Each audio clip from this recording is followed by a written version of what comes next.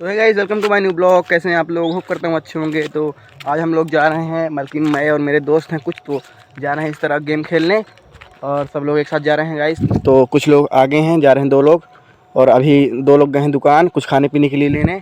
तो आएंगे अभी वो लोग, तो दिखाऊँगा आप लोगों को। और चलते हैं हम लोग, अब आप लोग को दिखाते हैं कहाँ जाएँगे गाइस। चलिए। तो गाइस ये मेरे दोस्त लोग यहाँ पर आए हैं, खेल रहे हैं फ्री फायर। तो आप लोग को दिखाता हूँ गाइस।